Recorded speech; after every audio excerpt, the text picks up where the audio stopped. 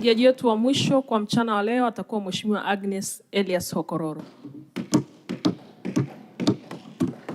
Asante Mheshimiwa Mwenyekiti kwa kunipa nafasi.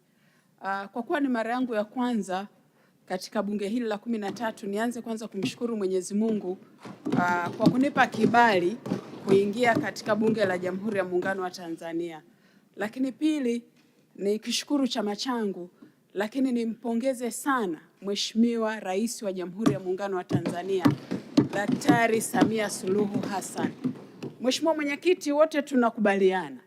Nampongeza Mheshimiwa Rais kwanza kwa umakini wake, lakini pili kwa uimara, tatu kwa ustahimilivu, na nne kwa usimamizi thabiti wa taifa letu. Nadhani wote tunaendelea kushuhudia namna Mheshimiwa Rais anavyoendelea kutuongoza sisi wa Tanzania. Lakini shukrani zangu za tatu, Mheshimiwa Mwenyekiti, nazipeleka kwa wanawake wa mkoa wa Mtwara kwa kunipa tena nafasi ya kurudi katika bunge lako tukufu. Mheshimiwa Mwenyekiti, naomba sasa nijikite katika hotuba iliyopo mezani ya bajeti ya Wizara ya Katiba na Sheria. Kama nilivyotangulia kumpongeza na kumshukuru Mheshimiwa Rais, narejea tena kumpongeza sana kwa sababu katika hotuba ya Mheshimiwa Waziri yameonekana mafanikio kadhaa, tena ni mengi. Ninawapongeza sana wizara kwa kazi kubwa mlioifanya. Mheshimiwa Mwenyekiti, kwa bajeti ya 25-26 yapo mambo yamefanyika.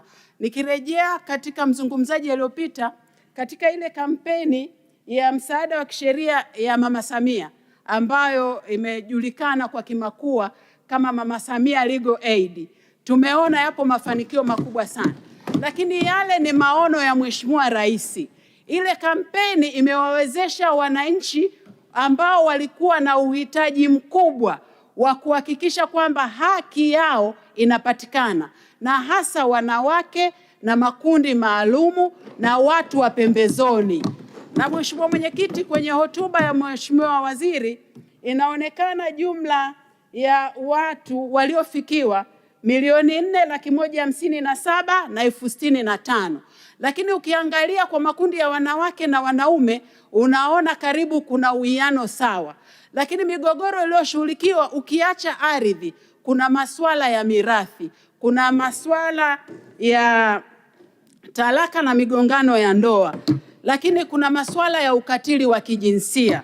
Kwa hiyo hii ukiangalia kwa awamu ya kwanza imekuwa na mafanikio makubwa. Ni ombi langu, natambua awamu ya kwanza imeishia hii 23-26.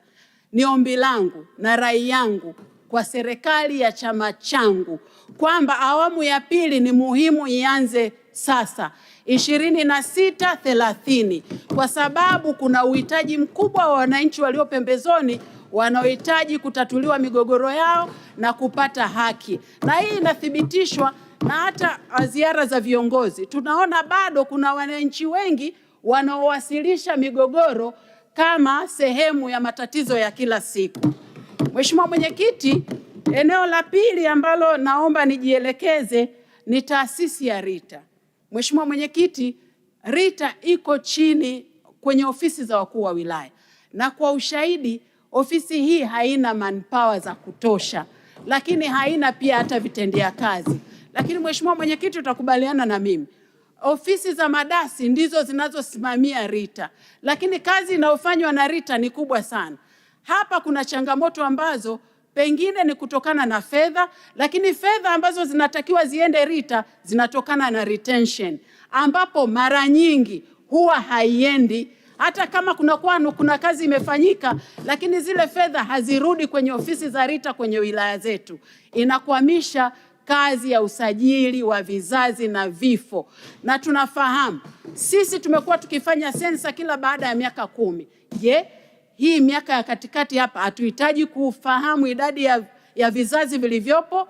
Sasa wakati nchi inaendelea kupanga mipango ya maendeleo na bunge tunapopitisha, ni muhimu kuzingatia pia idadi ya watu mwaka kwa mwaka, na hii kazi inafanywa na RITA, lakini kukosekana kwa rasilimali katika RITA inakwamisha mamlaka nyingine za serikali ikiwemo NIDA. Tunafahamu sasa hivi katika shughuli zote cheti cha kuzaliwa ni muhimu sana, na tumekuwa tukishuhudia wakati vijana wetu wanapotaka kwenda chuo kumekuwa na foleni kubwa sana katika ofisi za RITA, lakini wakati wanapotaka kujiunga kwa mfano na JKT, hata kazi zinazotolewa na vyombo lazima wawe na cheti cha kuzaliwa. Sasa ni muhimu sana ili NIDA ifanye vizuri, kwa kuwa cheti cha kuzaliwa ni kigezo kikubwa sana katika kupata namba ya NIDA ama namba ya utambulisho wa kitaifa. Ni muhimu sana tukaimarisha RITA kwa vitendea kazi, rasilimali watu na fedha ili iweze kutekeleza majukumu yake. Mheshimiwa Mwenyekiti, eneo la tatu na naamini ni la mwisho, katika yale mafanikio ya wizara, ipo kazi kubwa pia wameifanya katika bajeti. Tumeiona katika taarifa hii swala la urekebu wa sheria.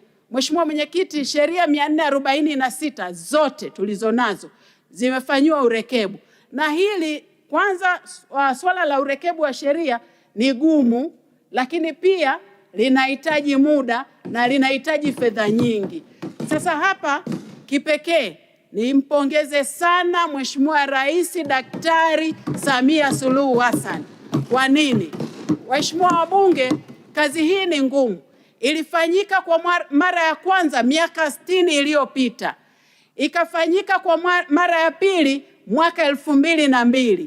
Imefanyika kwa mara ya tatu mwaka 2023.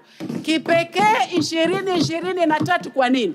Mara ya kwanza ilitumia fedha za wahisani. Mara ya pili ikatumia fedha za wahisani wa World Bank.